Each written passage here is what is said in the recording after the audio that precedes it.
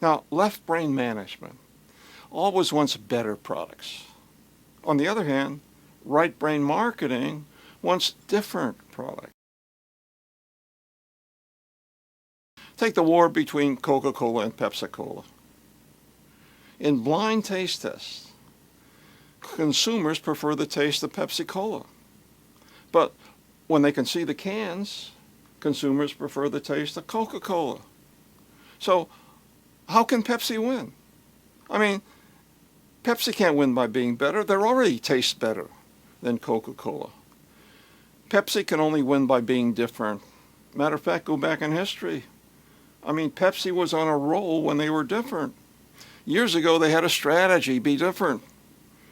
They said, look, you don't want to drink what your parents drank. You're the Pepsi generation. They were totally different than Coca-Cola, the old established cola that appealed to older people. They appealed to younger people, totally different than Coca-Cola. Today, the strategy is gone. Anybody remember what Pepsi-Cola's strategy is today? Here it is, refresh everything. How is that different than Coca-Cola? Coca-Cola doesn't refresh anything? How did Dell become the global leader in personal computers? They were different. They were the only personal computer company that just sold direct to business, just direct and just to business. In the 2002, in the global PC market, Dell was number one, 18% of the market. Hewlett-Packard, number two, 16%. And IBM, a distant third, was 7%. So what did Dell do next? Well, you know what Dell did next. They did what most companies run by left brain management do.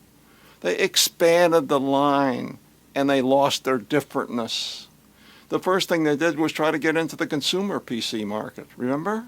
Ben Curtis, dude, you're getting a Dell? And then they got into consumer electronics. They started selling Dell TV sets and Dell MP3 players, and also distribution in retail stores. Over the years, they have destroyed their differentness. Now, in the global PC market in 2009, Hewlett-Packard, number one, 21%. Acer, the Taiwanese company, 13%. And Dell today is buried in third place, 12%. And consumers, after all that effort, are still only 19% of Dell's sales. Dell stock in 2000 was $59.69 a share. Dell stock today, look it up, $13.67 a share. How did Enterprise become the number one car rental company ahead of Hertz? 10.1 billion Enterprise, Hertz 7.1 billion. Well, they were different. You see, almost all car rental companies, including Hertz, focused on the airports. So Enterprise did it different. They focused on the suburbs, and not only focused on the suburbs, they focused on a thing called insurance replacement. In other words, they were serving customers with insurance policies that provided a replacement vehicle in case the customer's automobile was damaged in an accident or perhaps stolen. Insurance replacement. How did Nintendo become number one in video games? They were different. And they were competing, incidentally, with the big giants, Microsoft and Sony. In 2010, the video game market, Nintendo, number one, 47% of the market. Sony with the PS3, 28%.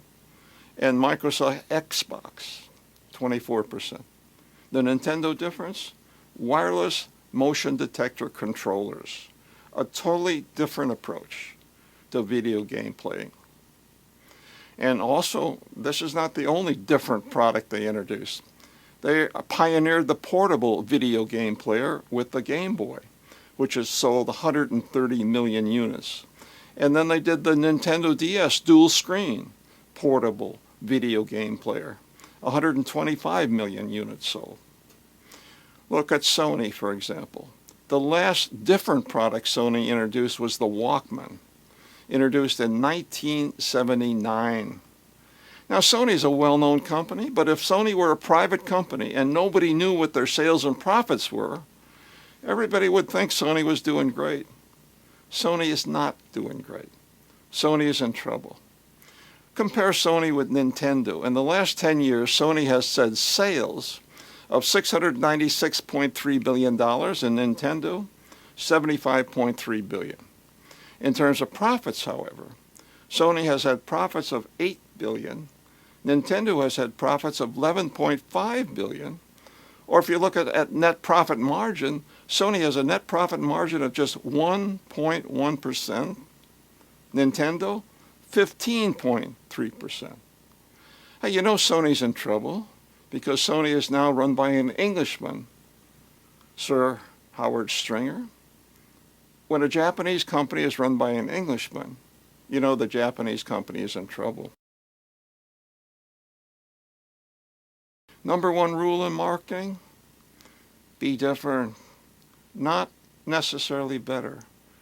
I mean, some consumers might assume it's better, but you got to approach the market by being different, not necessarily better.